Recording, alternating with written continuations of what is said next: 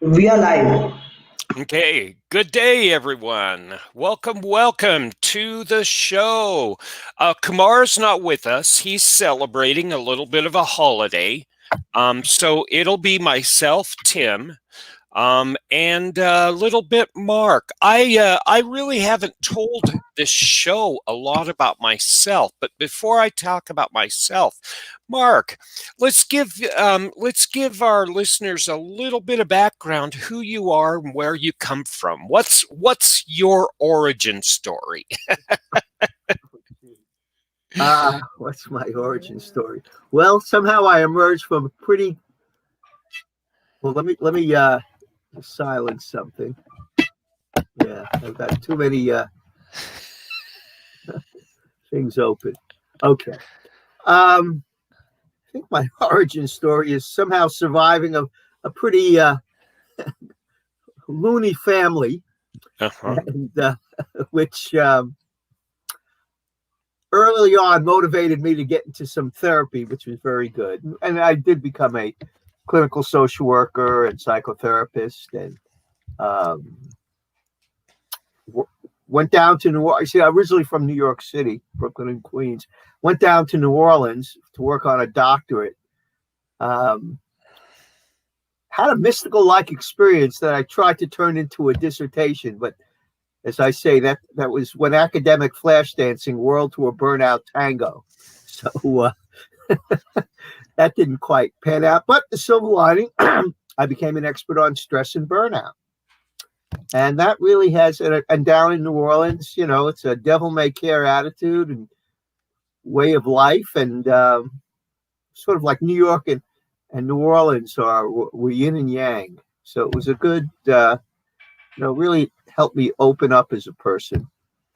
And I broke into radio and TV and became known as the stress doc with no prior experience. It was like, just a kind of obsession. I'm going to do something different. And really what that did was help develop what I subsequently called my psycho-humorist voice.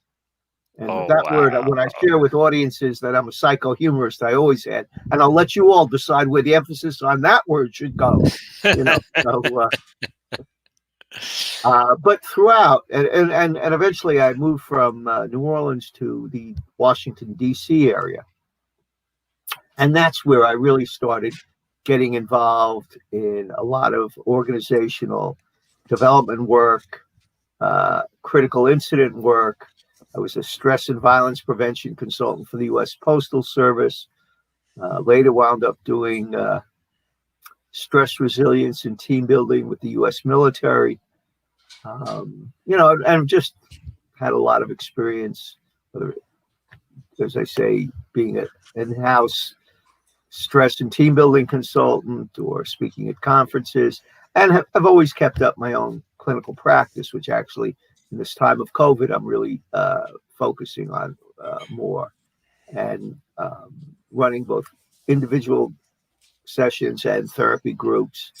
And so here I am, in this new crazy, pretty busy, that's for sure, and always writing. I've written a few books, Practice Safe Stress, uh, Healing and Laughing in the Face of Stress, Burnout, and Depression, subjects which I know not just academically.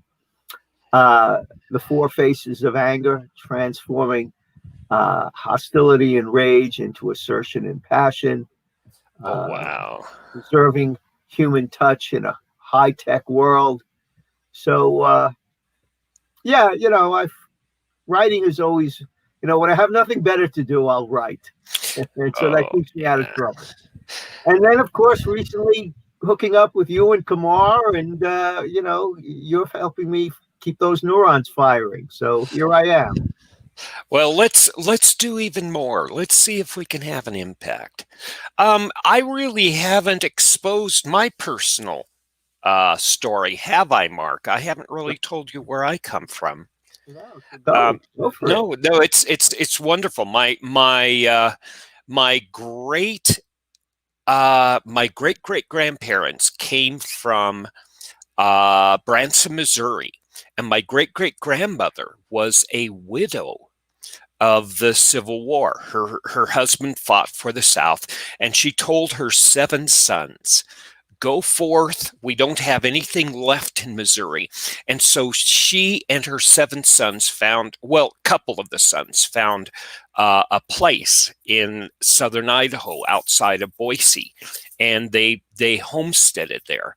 My grandfather actually became quite a pillar of the community. And he actually was instrumental in founding the Grange movement in the United States. And he was a national Grange master. And for those of you outside the United States, the Grange movement was one of the first early unions in the United States. And they were a collaboration of farmers before and after the Great Depression in the 1930s who got together and helped the lobbying and actually started and were part of the lobby movement. So my grandfather was working in Washington, D.C. He was working in Idaho with the lawmakers there. And so I was up and around when I was 6 or 7 years. I remember my grandpa taking me to the Capitol building in Boise, and in the back rooms with the old white men and the big cigars, and saying, "Tim, there's this guy," and I'm going, "What?"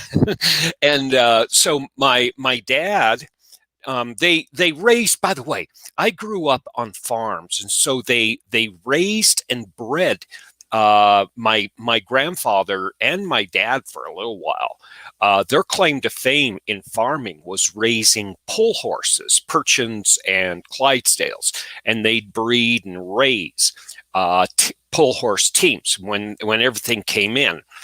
They didn't have a job. But anyway, Grandpa was moving into legislation. He was moving into business. And Dad said, there's no future in this. And so he went off to be a policeman. He was a policeman, and he got to be a detective and all that fun stuff. And then he said, I got to go back to school.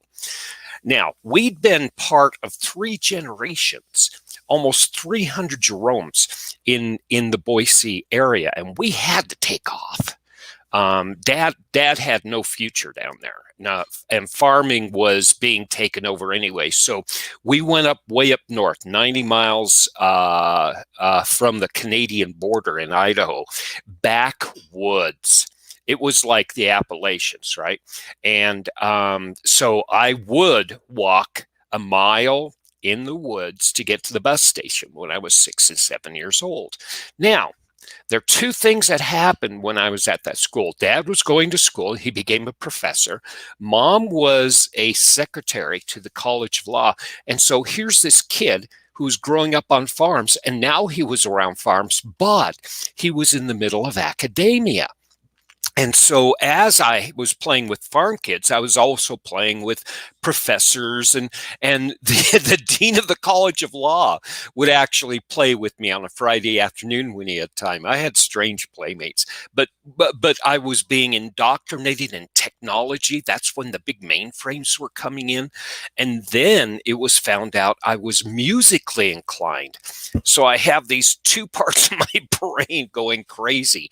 And my parents decided that I had such a gift that they were going to invest in singing. So I was isolated for about 7 or 8 years. And I was professionally preparing for a career in music. And I attained burnout when my dad decided he was not getting tenure. That means he had no future in being a professor. He moved down to New Mexico because the national labs were down here, and he was an expert in political science and security. And so he became a director of security and safeguards down here. And I continued my music research, but I was totally cut off. And I finally, a year and a half into fine arts, said, nope, it's not going to happen. Not going to happen. So I took my 1.5 years off. I left the house, and I barely survived being a waiter And I figured out what I wanted to do. I had one of those epiphany moments, and I said, I want to go into technology, and I want to go into the business. I want to learn commerce. And so I got my associate's degree in tech. I got my undergrad in business and IT, and then I got my MBA. And this progression taught me, and it said, there's this wonderful thing called business, and it's devil may care. Back in the 1980s, we were still under shareholder supremacy, where businesses make decisions based on, accumulation of wealth, quick. And so by 2012, the company I worked for said, Tim, your skill set doesn't fit for where you live. You need to live somewhere else. And I talked to my family. I talked to my wife. She had by that time about 4 or 5 different specialists that were helping her. And there were no specialists in California or in Oregon for what she was going through. And so I had to say no. They kicked me out. And I was forced in 2012 to figure out what I'm going to do. And that's where I said, I can't do anything more but teach. I followed my dad's path, and I started listening to people like you, Mark, and I started listening to my students, and they were saying, I'm not grounded. I don't have a future.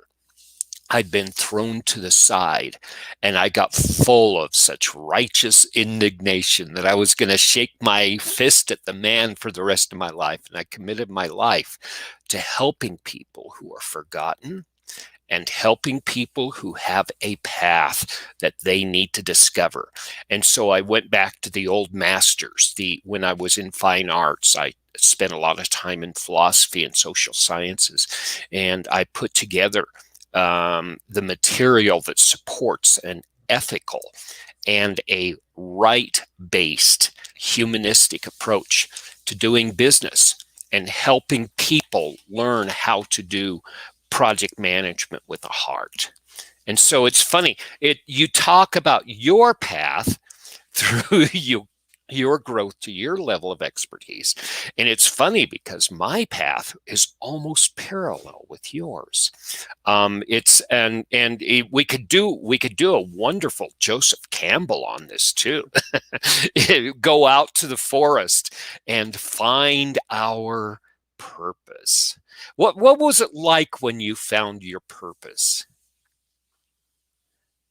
Well, it was that mystical-like experience in psychoanalysis. I was a sort of a floundering doctoral student, so I took a year off and just 3 days a week was lying on the couch, sort of, percolating memories and emotions and crying, dealing with a lot of grief, because there'd been, as I say, a lot of sort of craziness in my family growing up. Mm-hmm. And but at the end of that 9-month period, symbolically, I showed up one day and told the analyst, I don't know, I have nothing to say. And that was very unlike me, And he made his greatest intervention. He said, don't say anything. Huh? I'm paying for this. No. So, okay. So I just sat quiet. I was lying down quietly. And then all of a sudden this happened, this feeling of connected to everything, like what's going on? And then sort of like an out of body experience where I was imagining myself. I'm sure it was some kind of hallucination, but there I was on the ceiling looking down at myself. And then I realized that had something to do with my need to overcome the divisions inside me. Mm-hmm. And I realized that I could be a jerk, but I could also be a nice guy. I could be sad, but I could be angry. And that was all of me. And that was okay. And that I had to figure out how to integrate all those different facets that normally created tension and confusion. And it was later that night in the library that I put aside whatever dissertation I really had my heart in. and just thought, what the hell happened in that room, in that office today? And I started like you. It's almost like I tried listing words because you can tell I'm sort of psychologically verbal, and words didn't capture this ineffable, beyond words experience. And then I started drawing what ultimately I didn't know what it was at the time, but it proved to be a mandala, which is a Hindu word, which is a symbol, a meditative symbol, and that represents wholeness. And speaking of Joseph Campbell, his mentor, or one of his heroes, was Carl Jung, the psychoanalyst. And Jung studied these symbols like mandalas, symbols of the collective unconscious. So this whole experience, from the experience on the couch, the mystical moment, to creating a mandala, suddenly helped me realize there was something deep inside of me that I didn't really understand, but that was going to be my calling, to really dig into my inner world, my unconscious, my deeper emotions, bring it out and express it as creatively as I can, and then share it with people. So that's really how that all emerged. Wow. There were two moments, and it's very funny what you're talking about, because there were two moments that I had. First, I had a crisis of health when I was 21. I was in the hospital for 2 or 3 weeks, and I had an infection that wiped me out, and I had a near-death experience, and that triggered something in me. And I still, to this day, I will not put any words to it. I don't believe in when you have those experiences, if you try to describe them, you're going to fail. But I could contain it. And it was like almost overnight, before this near-death experience, I could not understand math. I was great in music. I knew that Bach was also a mathematician, and his music was so eloquent, and it spoke about math much better than a lot of mathematicians could. After this near-death experience, it was like a part of my brain went tweak, and all of a sudden, I went through about 2.5 years of college math in a year. And it was like a part of my brain just turned on, and it was almost like a new Tim took over, and it was really strange.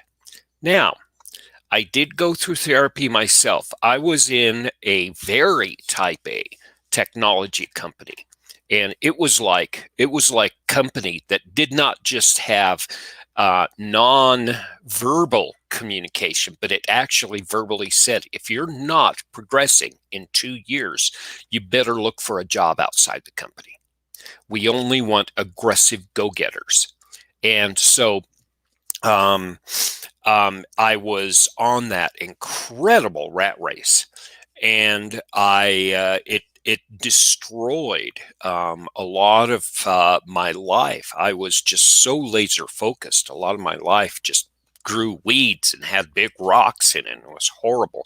And so I had to sort that out for about 1.5 years with a therapist. And then on top of that, I spent my time isolating myself after I lost my job. And that was what actually allowed me to go out to the forest and figure out my stuff in my head.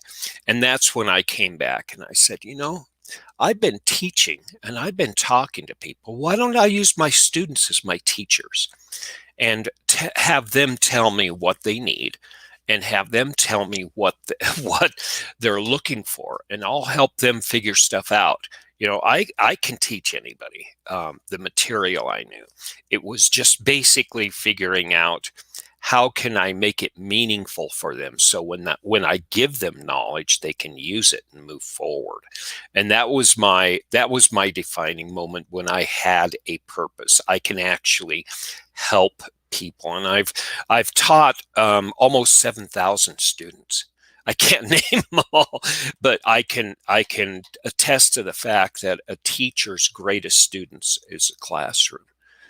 That's you listen to your students, and it's funny because, again, you and I are on parallel paths, but we come to it through different ways. One of the things that we've been talking about is comparing how we look at how people get out of ruts and how people deal with times when they are crushed by life, getting stuck. Like we've been talking about COVID. You're stuck in a house and you can't connect to your network and you can't connect to your people and you feel displaced. And it's not just 1 day, 2 day, 5 weeks, 6 weeks. It's like, this is the way it's going to be forever. And you and I have been talking about this a lot. Now, when you Tim, and listening to your story and hearing myself talk, a couple of things come to mind that I think deserve being underscored. For both of us, there was either a crisis point or feeling stuck, as you say. There was a need to step away and feel like you're floundering, but it's productive floundering. Yeah. And then the third thing is then some realization happens. And that really becomes, whether we call it a purpose, a calling. So I just want to underscore that for those people that are feeling like they're stuck or, where am I going? If you can begin to do some self-reflection during this stuck period, deep reflection, and maybe challenge status quo, challenge, what you're supposed to do, conventional thinking, this stuck period really can be a process of incubation, leading to perhaps, I call it, hatching a new perspective on life and on self. So I just wanted to put that. Yes. And again, you and I are seeing the same side of the elephant here. It's wonderful looking at a lot of people who've had these crisis and overcoming crisis story. I've seen and heard them describe just that. They went off and they came back. Look at Buckminster Fuller. He isolates himself physically and he comes back and he starts saying things and people are saying, "Are you crazy?" And he said, "Yes." And he did his craziness and he made wonderful things happen. Now, this actually, you're opening up a path of conversation I'd like to explore. What are the things that you look at when you are telling people and individuals how to actually work with burnout and stress and how to move forward, how to progress? What are the topics and what are the items? What are the inventory things that you maybe advise them to gather and work with? Well, right off the top of my head, I would say you have to recognize where you are right now. And for people that are feeling lost or feeling burnt out, you're having to let go. You're having to admit a certain level of powerlessness. With me in my dissertation, I realized I couldn't turn this into this mandala-like model that I created in a traditional academic setting. And another professor, well, maybe try something else. And I tried it for a little bit and I realized it ain't happening.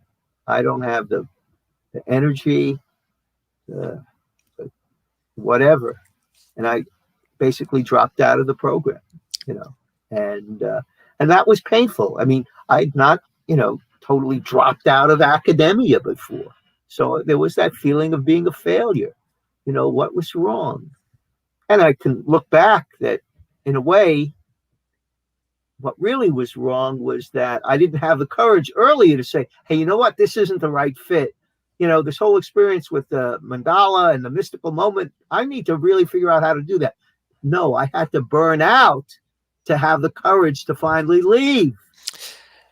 And so all I'm saying is you've got to face that sense of loss, go through the grieving process, deal with shame, deal with anger, deal with depression, denial, confusion, but take that time to incubate. And okay, if this isn't who I am, but I do have some talents and strengths. How do I put them together in a new way? There you go. Yep, it's taking that personal inventory. I remember I was advising small businesses here in the local community, and I was helping one business get out of bad contracts and get into some really good ones. And I helped them open up a cash flow that actually allowed me to become a part owner in a wonderful little corporation for about a year and a half. But it was funny because I remember being up at 2 or 3 in the morning and envisioning myself falling out of the airplane without a parachute when I was kicked out of the corporation. And now I was still falling because I knew that this company was not going to be able to help me forever. So it was like, I'm going to hit the ground. How softly can I hit the ground? And that's that inventory I had to take. So I had to figure out with what I had around me, not to actually pick up and start building back up again, but just slow down so that I could find out where the ground was so I can build up. And it's funny because that's the inventory system that I actually was looking at when I was putting together my material for helping people. How do I pick myself up? And one of the things that I was looking at was learning how to learn. And part of learning how to learn is accepting that you're not smart, that everybody in the world around you is your teacher. And if you treat the world like that, every room you go into can teach you something new. Even if the house is on fire, you can't leave the kitchen through either door. Going through the window of the kitchen to get outside can teach you. And approaching life with that mindset, with that, a pencil can draw things, but also you can tie strings to a pencil and make a three-dimensional shape from it.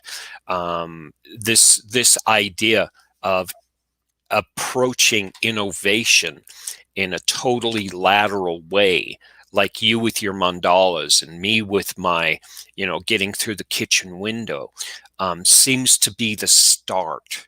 It's, I don't know things. I have a bunch of things around me that I've learned. How can I put them together in a new way? It's creating that foundation of innovation. Yeah, that's beautiful. That's beautiful. There's another thing that I actually look at when I have help people. It's finding a purpose. And you talked about purpose.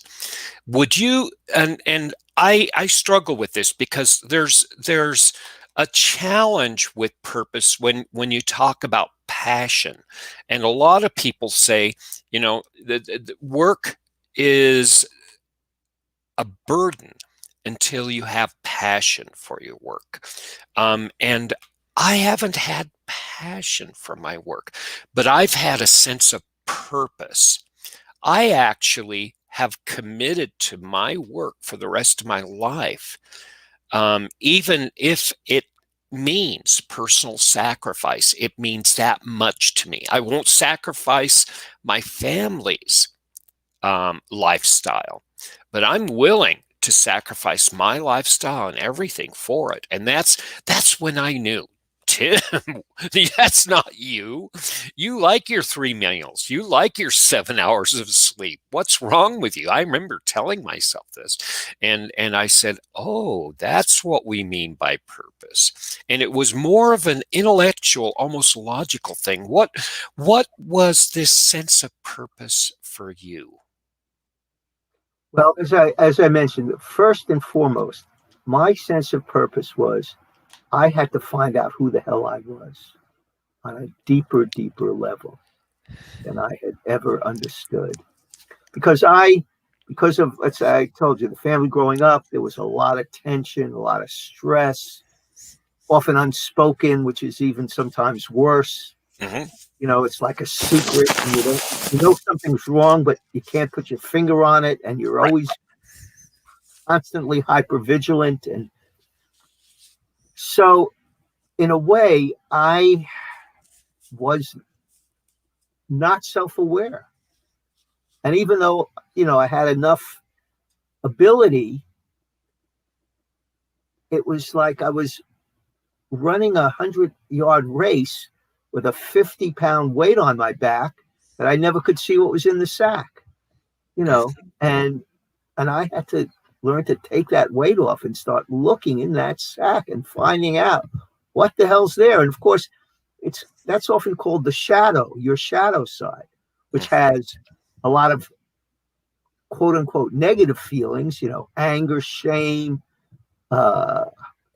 terror, but it also has your thirst for understanding, your quirkiness, putting things together in strange ways. It's just you bring up a richer part of yourself than you could ever imagine, and that's what I came to understand. That first I had to do that, and then I had to express it. You see, in a way, I became more of the artist mentality. That is, I have to express my truth in a way that I know reflects my integrity and my artistry.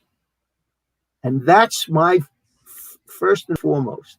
I didn't have as much that consciousness, ironically, because, and maybe this is important. Growing up, I was the caretaker, so to speak, of I had to be the people pleaser. I had to be the nice boy. I had to suppress all this aggression.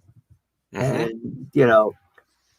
And so I think when I started getting a little healthier, my determination was up to heck with pleasing people. I have to start with myself and be, but as I became stronger, and I do have sort of some natural gifts in terms of emotional intelligence. And then, of course, once I began to understand the pain of not only myself, my whole family, that gave me a sensitivity with others and for others. So now I could begin to combine this uncommon self-awareness that I had to find with being sensitive to others' needs. Okay, well, we'll stop there. Yeah, that's the beautiful thing. This path of self-discovery is done in solitude and isolation, and it always leads you back to the community. It always leads you back to people. It always leads you back to your tribe. What was that moment like for you when you started realizing that you're naturally being drawn back to the community that needs you, that defines you? Well, it was multiple communities, because once I burnt out on the doctorate, and literally I had, also like you, some pretty serious medical conditions from that chronic stress. That's what chronic stress will do. It will, impact your mind and body. And for me, it was a chronic inner ear virus that led to really disorienting dizziness, and where I couldn't even walk to the kitchen. I had to crawl to get to the refrigerator. I mean, it was so disorienting. So I lost my train of thought here. But what happened is I got back. Ultimately, I even came up with, and I can share this with readers, my burnout recovery process, the things that I did, including physical exercise, starting to read books that made me laugh, because you lose your sense of humor in this whole thing. And then I read books on, there weren't many books on burnout back in the early 80s. I started writing about burnout. And then doing a lot of it, as we've talked about, the self-reflection, the self-inventory, sharing with people, being more real. And then you're ready to, hey, what else is there? And within a year, you remember I talked about how the medical problems, just feeling like a failure. Within a year, I had broken into radio and TV in the world. Isn't that amazing? Just because I knew I wanted to do something that gave me an opportunity to express myself in a different way. And at the same time, I also went into private practice as a therapist. Mm-hmm. So I was reaching out to others, and I was allowing myself to be a little outrageous and exploring new paths. Wow, there's that combination. You never stop that heavy, deep digging inside, and yet the natural progression that we have leads us back to our community and what I call our trusted advisors. A lot of people I've read about who've gone through this process seem to sense that this is something organic that just happens. But I've actually advised people, as you start defining who you are, and as that becomes closer to the surface, find people that think like you, find people that talk like you, find people that have the same sense of humor that you do, the people that you connect to at a lower than intellectual level, and they're going to be the people who have your back. And that seems to be the best advice I've ever given for finding your community and your trusted advisors. And again, I talk about this, and it's almost an organic process. It really is a beautiful process. So there's one thing that happens when we get back and we're around people. We don't see things the same way people do. And we know what's right, and they know what's right. Well, and there can't be what's right. Huh? Or we think we know what's right. Right, exactly. And we have this dissonance in our head, because if I'm right, then others must be wrong. And if I am wrong, it's not just the ideas I have that's wrong, but it's I who have based my life on my ideas that is wrong. And this is where I started learning and discovering and playing with the concept of conflict.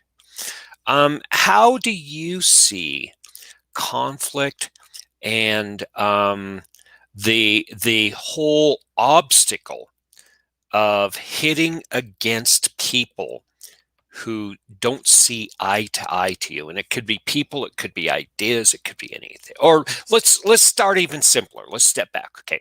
How do you perceive, and how do you just normally define conflict?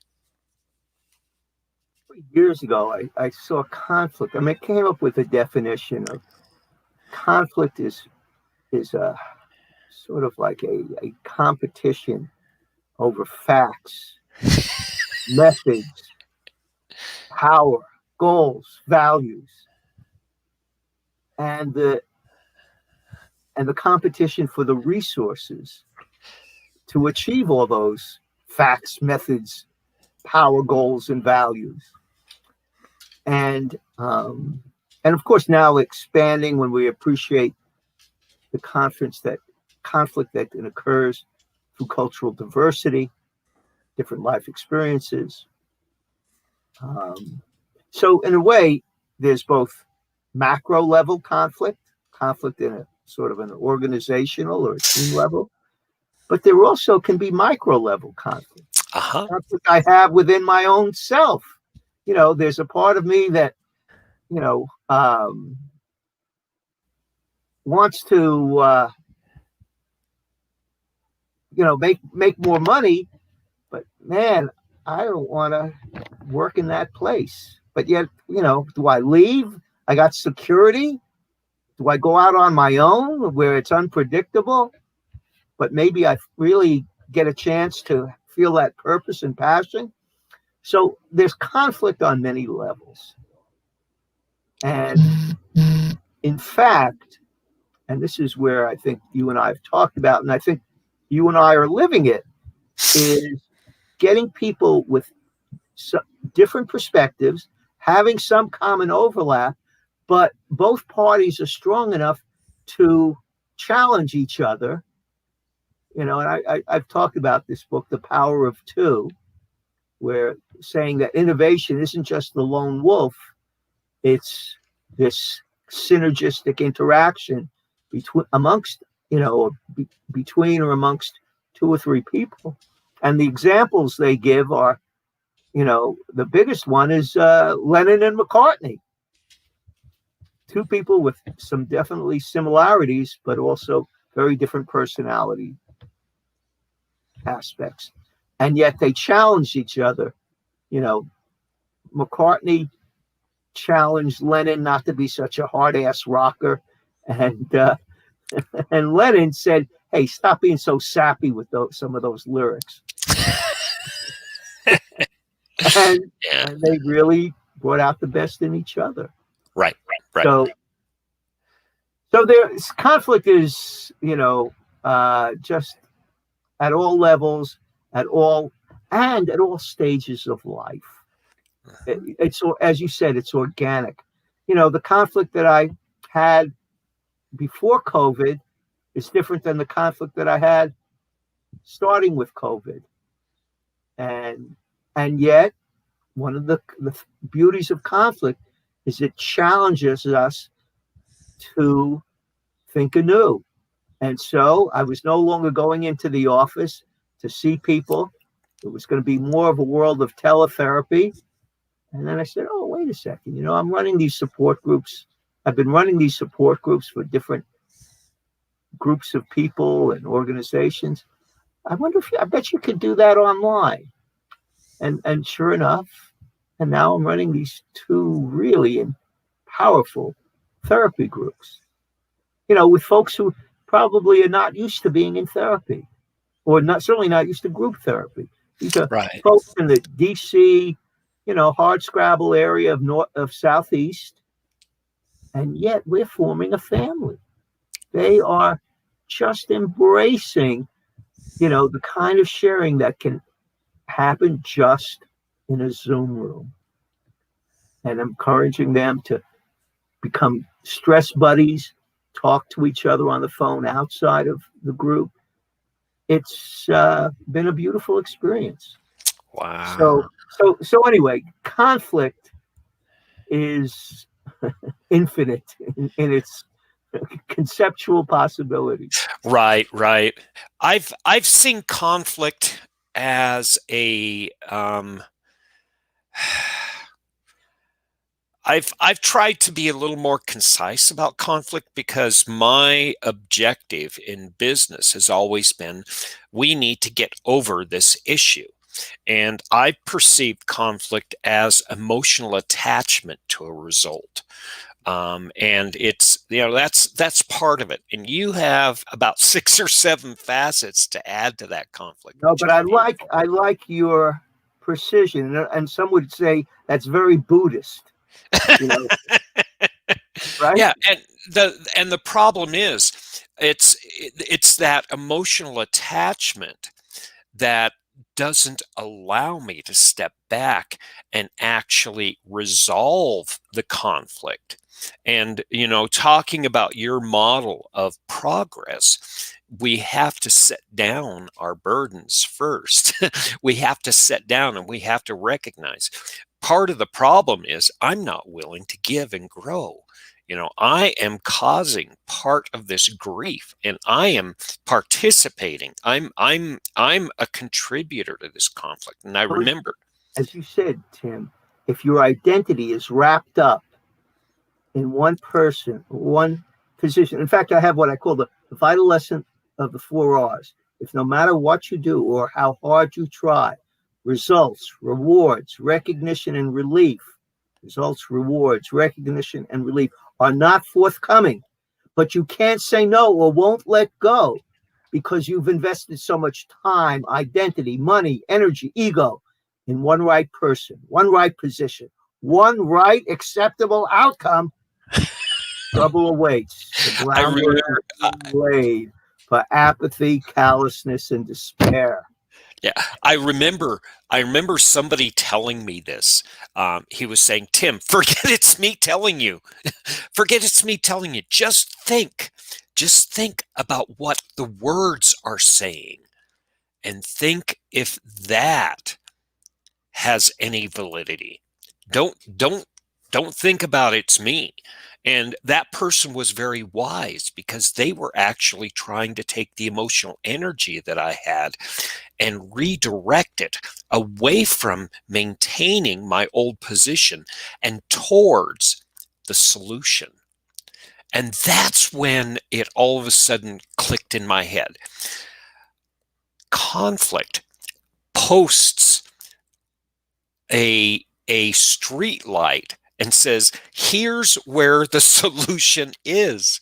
Here's where the resolution is. Here's where the innovation is.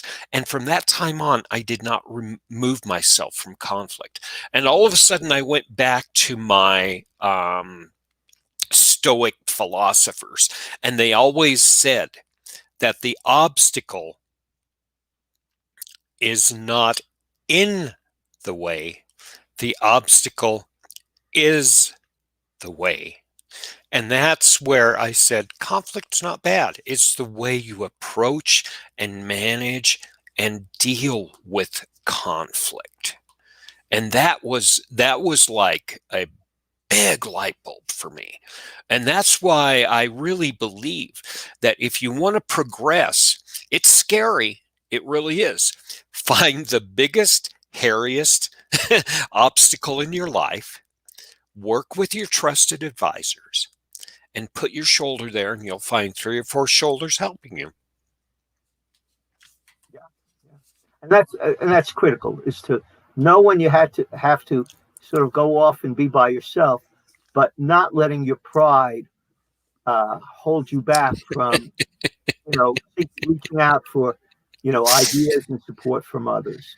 That's critical. It's funny because in Western civilization, we have this word called hubris. And hubris is that sense that I know better than everybody else. I'm the smartest person in the world in the room, right? Just listen to me. I know how to solve problems. But we forget that the Romans and the Greeks knew that hubris had a dancing partner called nemesis, which is from the Egyptian. And nemesis is the dark side of hubris that will take you down.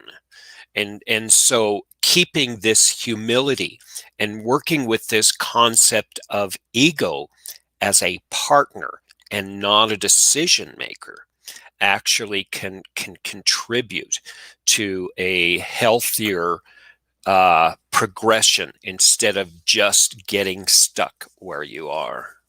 Yeah, I am totally in alignment with what you're saying. Let's see here. So knowing you can change is another thing I've heard you talk about a lot. knowing that we can change. Um, what inspired you to actually focus that? We're going out into the unknown. We're going into the arena that we don't know we're going to come back. This is what business is all about. I'm making decisions that are going to change my life, and I don't know what the outcome is, and I don't want to change. How do you actually help people um, embrace change when change is like a quilt in December keeping you warm? You know, when I don't want to get up out of bed. How do you actually help people that say change is good, but I'm not going to change? I think it's again it's double-edged approach. First, I have to help them. Okay, you don't want to change. Let's reflect on that. What's the consequence of staying where you are right now?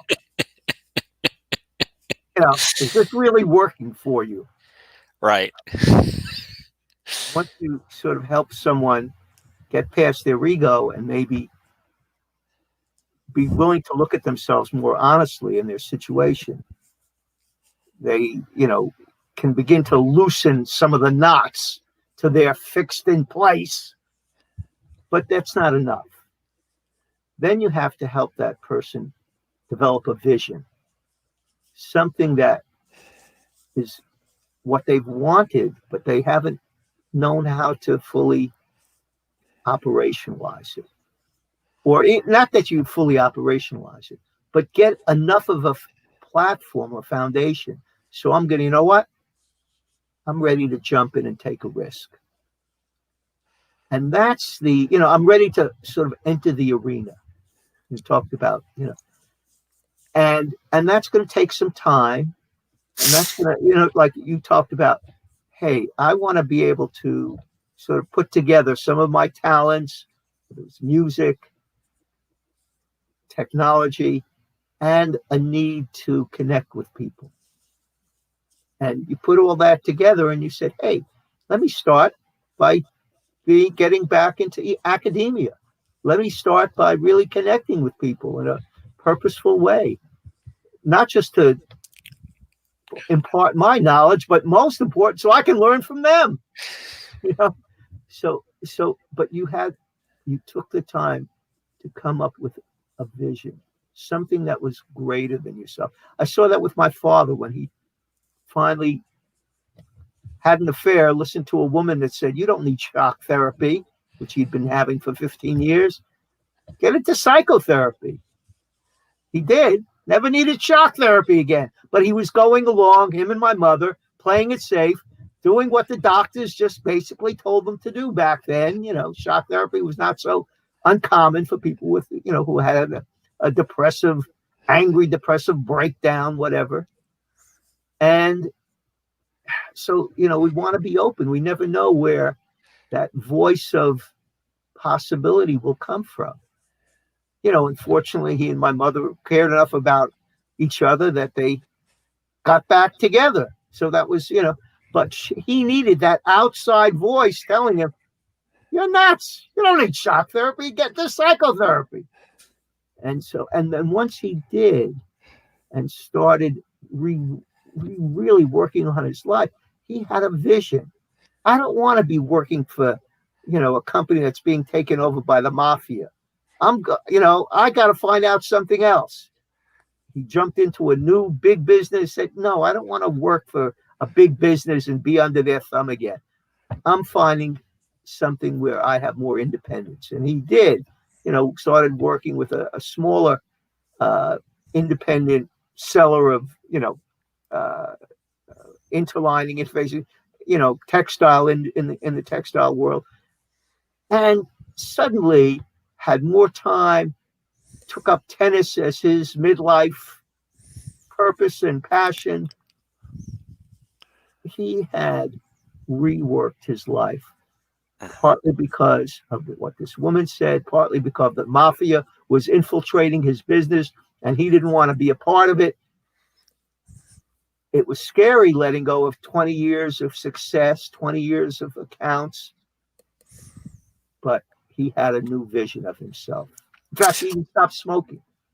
Let me stop because I know you want to say You something. know, you triggered something in me. I am formally trained in consulting. They pulled me together with about 300 other engineers into a corporation that was going to become the next consulting branch, like IBM. And it was funny. There was a defining moment where 3 or 4 of us after dinner over dessert, and we were visiting a client, decided we're not solving business problems. We're solving people problems. Our client was not worried about consolidating 3 organizations. Our client was worried about losing 2 friends, and he had to take both their jobs over. He was going to do the job of 3 executives, and he didn't know what to do. Another client knew that his organization was a lie, and one of the wheels was falling off and the brakes didn't work. Another or director we were working with, another account, knew that he was losing. He was bleeding his knowledge because everybody who were experts were going to other organizations or outside the company, and they were in fear. The problems we saw in business were not business problems. They were personal, they were organizational, and they were people problems. And sometimes the conflict was going to be a dilemma, and it was never going to go away. And so I and about 3 or 4 of my friends were thinking, maybe the solution for a lot of these organizations is a combination of business knowledge and the tactical approach to learning how to make better decisions, along with the support of emotional and psychological and social growth that organizations need. And this is something that I think you and I have been edging towards. It's this: whenever you have humans involved, you have to consider the humanistic approach, because if you don't, it's just like a father who puts their feelings aside in a little box when they go to work. And that creates the divisive nature inside of a person that creates, first of all, the individual ill health. And second of all, inside of a company and an organization, the organizational ill health. And there has to be an integration. And what you and I are coming to is that integration has to happen within the individual so that the individuals can contribute to a healthier way that we can work together as a community. No, I think you said that beautifully. Yeah, and this is what we actually are coming to. One of the things that we didn't get to talk about a lot today was conflict. I'd like to spend a little more time, and because there's some aspects of conflict that you and I have not touched about that I know that would be of great interest, because conflict is something that's holding us back personally and holding our organizations back. And I think we can explore that. How would you like to look at that? Maybe next week or a week from then? Sure, either time works. Okay. And I'm trying to think. Today's the 17th. Let's Yeah, not meet next week. Yeah, let's take back and reflect and enjoy our week next week, and maybe in 2 or even 3 weeks, let's contribute. Thanks. Thank you for keeping me sane there, Mark. yeah. Okay, it's a real pleasure to be talking with you. It really is. Thank you for exposing your personal life. It's incredibly meaningful to me and our audience. I thought you did a beautiful job as well of sharing, your, as you call it, your origin story. So yeah. And let's continue in this nature. Everyone, I hope this has been of interest and value. If you are curious, please send your questions out. We're always available through the Ajona Academy on the website, and we can continue our discussion and our exploration here together. Prepare for more. We're actually winding up our 2020 and starting to think moving forward into 2021, and we have some exciting ideas we want to try out. And again, your curiosity is our curiosity. We're both humans, and we're really interested in what the opportunity are. My closing thoughts. I remember this. Was my letterhead, masthead. Fight when you can, take flight when you must. Flow like a dream. In the phoenix we trust. Thank you, Mark. Thank you very much. Have a great day. Have a great holiday, Mark, and everyone out there. And we look forward to talking to you in just a couple weeks. Thanks again. And send the link. This was a great show. I want to put it out there on the. Oh, we certainly will. Thanks again. Have a good one. Okay, Bye. you too. Bye-bye.